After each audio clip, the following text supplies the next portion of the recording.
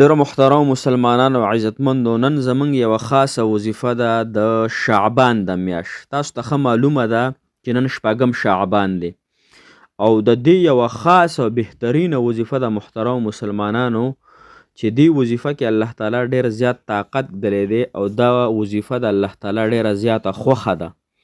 نو محترم مسلمانانو، کم انسان چې د شپږم شعبان نن د بود ورځ ده، ښه بود خو ته په اردو کې وي، خو موږ ورته څه وایو؟ موږ ورته د شورو ورځ وایو. لهذا نننۍ ورځ چې کومه ده د شورو ورځ خاص وظیفه ده محترمو، او شپږم شعبان هم دی، ځکه چې رسول الله مبارک صلی الله علیه وسلم فرمایي چې شعبان میاشت زما ده او د رمضان میاشت دا د الله جل شانه ده. یعنی شعبان میاشت رسول الله مبارک ته ډیره خوښه وه، په کثرت سره به یې روجې هم په دې میاشت کې نیولې، او دې پسې د رمضان میاشت را روان ده محترمو، نو هغه هم د الله تعالی بهترینه میاشت ده، په ټولو میاشتو کې سرداره میاشت ده محترمو، عزتمنده میاشت ده او د نیکو میاشت ده، او دا میاشت هم د شعبان ډیره بهترینه ده. دې کې هم روجې په کثرت سره نیول پکار دي. دا میاشت د تیاری د رمضان ده، یعنې دې میاشت کې موږ تیاری کوو، د وظیفو تیاری به کوو، د خپلو اعمالو تیاری به کوو، د خپلو اذکارو تیاری به کوو، د تلاوت تیاری به کوو. نو انشاءالله چې روژې میاشت چې کومه ده رمضان، هغه به زما ستاسو دپاره بهترینه وي. دې وظیفه کې محترمو یو کمالي وظیفه ده.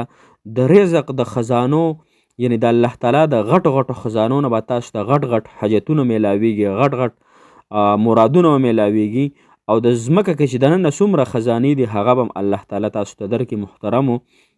دا ګوره ګرانه خبره نه ده، ښه الله جل شانه چې یو څیز ته وایي کن فیکون، شیز نو هغه شیز کن شه نو فیکون هغه موجود شي. الله تعالی ته هیڅ هم ګران نه دی محترمو، لیکن زما او ستاسو نن یقینونه خراب شوي دي، زمونږ ستاسو محترمو ذهنونه خراب شوي دي. یقین ځکه خراب شوی زمونږ یقین په پیسو باندې، چې پیسې وي په غر کې هم لاره وباسي، نه محترمه په غر کې لاره نه وباسي. پیسې هیڅ څیز نه دی، پیسه محترمو هغه مخلوق دی، نعمت د الله تعالی دی لیکن مخلوق دی محترمو.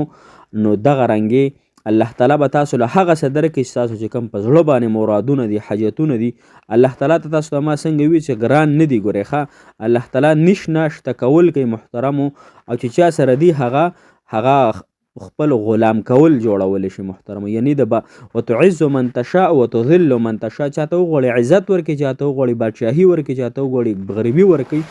نو دا د الله تعالی خوښه ده. خو نن چې کومه وظیفه ده دې سره به الله تعالی تاسو ته مالداري هم درکړي، تاسو ته به الله تعالی فراخي هم درکړي. تاسو چې څه غواړئ که نه انشاءالله الله جل شانه به تاسو ته درکوي. دا وظیفه نن ورځ خامخا وکړئ. السلام علیکم ورحمت الله وبرکاتو. ډېر محترمو عزتمندو مسلمانانو، په دین میونو زما هغې خوږو میاندو رونو او مسلمانانو او مسافرو، یقینا مسافر راته ډېر ګران دي، په دې لالچ نه چې ماله به پیسې راولیږي، بلکې د زړه نه راته ګران دي، ځکه هر کور کې مسافر شته، د هر چا بچیان مسافر دي محترمو، که پاکستان کې دی که بهر کې دي. دغې مسافرو دپاره هم دا وظیفه تاسو شروع کړئ. دغې مسافرو ته الله تعالی اوږده زندګي د صحت او د عافیت والا ورکړي زما محترم مسلمانانو. وظیفه چې کومه ده محترمو هغه د شپږم شعبان ده. شپږم شعبان نن دی، چې د بود ورځ ورته ویلی کېږي، شورو ورځ ورته ویلی کېږي. نو په دې ورځ باندې تاسو دا وظیفه خامخا د خپلو حاجاتو دپاره وکړئ، د خپلو بیمارو دپاره وکړئ، د خپلو ضروریاتو دپاره وکړئ. دا وظیفه به تاسو محترمو 1100 فیرې کوئ، 1100 مرتبه. دا به تاسو نن ورځ کې کوئ. خو کوم وخت کې به یې کوئ؟ د ماسخوتن د مانځه نه پس یې وکئ محترمو مسلمانانو. د ماسخوتن د مانځه نه پس یې ځکه وکئ چې دغه ګړۍ ډېره بهترینه ده، ورپسې د زیارت را روانه ده چې هم بهترینه ده. او محترمو دې شپه کې الله جل شانه رحمتونه نازلیږي، دا شپه د عبادت دپاره وي، ځکه رسول الله مبارک به ټوله شپه الله جل شانه ته ولاړو. نو محترم موږ د هغه امتیان چې موږ هم په دې اخیری ګړۍ کې، یعنی په اخیری شپه کې د شپې 10 بجې 11 بجې دا وظیفه وکړو، یا تهجد ټیم کې وکړو، نو دا به نور علی نور محترمو.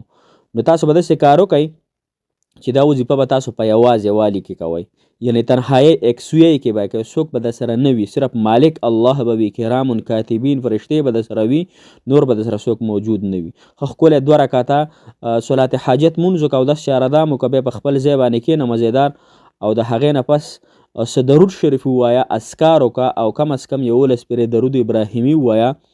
درود ابراهیمی نفس محترم مسلمانانو 1100 فیرې الله الصمد الله الصمد الله الصمد. ګوره بعضې وخت کې وظایف خاص وي، بعضې وخت کې د شپې سره خاص وي وظیفه، بعضې وخت کې د ورځې سره خاص وي، بعضې وخت کې محترمو د ورځو سره خاص وي. نو دا شپږم شعبان چې ته موږ یادو نو دا د دې سره خاص وظیفه ده الله الصمد. تاسو مخکې ما به کړي وي، تاسو به اورېدلي وي دغه وظیفې محترمو، خو تاسو نه امیدي مه کوئ. 1100 فیرې ډېر په اطمینان سکون عاجزۍ سره دا وظیفه وکئ. هغې نه پس 11 فیرې بیا درود شریف ووایئ او 1100 فیرې الله الصمد وظیفه وکئ. د هغې نه پس خپل رب ته لاسونه پورته کئ. ای مالک الله، ای مالک الله، ستا جهان لوی دی، ستا ذات لوی دی الله. د الله تعالی صفات بیان کړه. د الله تعالی په خپلو صفاتو خوشحالیږي. یو بادشاه له دنیا ورشه ورته ووایي ته داسې، ته ډېر اخلاقي، ته ډېر غریبانانو سره مرسته کوې، بادشاه نه هم ځان ورک شي، ځان به ورته ښه ښکاره شي. نو ګوره مالک الله چې دی حقیقي مالک دی، هغه د ټولو صفتونو مالک دی محترمو. چې د هغه صفات موږ بیانو نو الله تعالی خوشحالیږي او ځان عاجزه ګڼو. یا الله زه ګناهګار یم، الله ما ته ځان معلوم دی، الله زه تا ته معلوم زه ګناهګار یم، الله ګناهونو د پاسه ګناهونه کوم، ستا نافرمانی کوم الله، خو الله زه چېرته لاړ شم الله، ته ما ته یو بل در وښایه الله، او ما ته دا معلومه ده چې بل در نشته دی الله. الله که ته زما دا حاجت پوره کړي نو ستا خزانو کې الله کمی نه راځي الله، داسې به ووایې ښه. الله که ته زما دا حاجت پوره نه کړي نو الله ستا خزانو کې سیواوالی نه راځي الله. لهذا الله زه ډېر عاجزه یم الله، زه ډېر ګناهګار یم الله. ای مالک الله، قسم په الله وجود په انسان باندې درنیږي چې دا الله سره محبت او په عاجزۍ سره خبرې کوي، ځان ښکته او یو کمزوری نجس استعمالوي، رب العالمین ته اشاره کوي مالک الله ته پوره کړې زما دا حاجت الله. قسم په الله انشاءالله چې په عاجزۍ سره او دعا سره الله تعالی به دا حاجت ستاسو پوره کوي. الله تعالی پوره کولو والا ذات دی، الله حاجت روا ذات دی، مشکل کشا ذات دی. انشاءالله چې الله تعالی حاجتونه پوره کړي. دغه طریقې سره دا وظیفه وکړئ. او که چا د شورو په ورځ باندې ونه کړه خیر دی، د زیارت په ورځ یې وکړئ، د جمعې په شپه باندې یې وکړئ، نو محترمو خامخی وکړئ او انشاءالله چې الله تعالی مو سره حاجتونه پوره کوي. ما عجز ته، غریب ته، ما ګناهګار ته هم دعاګانې کوئ چې الله تعالی هم زما حاجتونه پوره کړي. زه هم ستاسو شان بنده یم، د اسمان نه نه یم راکوز شوی. لهذا هغه درد درته بیانوم، هغه درد محبت کوونکې وظیفې راته بیانوم چې کومې الحمدلله ډېره د الله تعالی په دربار کې قبول او مقبول وي. الله تعالی مو راته همیشه دپاره خوشحاله ساته. الله تعالی زما د تمامو کتونکو اورېدونکو حاجتونه پوره کړي. الله تعالی د ستاسو مسلې ختمې کړي. الله تعالی د ټولو مسافرو تمام پریشانۍ ختمې کړي انشاءالله. الله جل شانه نه به غواړو تر مرګه پورې به غواړو که دا در زمونږ پوره نشي حاجت، هغه در هغه آخرت دی الله جل شانه زما او ستاسو مسلمانانو خوشحاله کړي، دغه مزیدار کړي. الله خوشحاله ساته. موږ له اجازه راکړئ انشاءالله را روانه پښتو ویزو کې به میلاویږو، د وظیفې کې میلاویږو. الله تعالی مو خوشحاله کړي. جزاک الله خیره.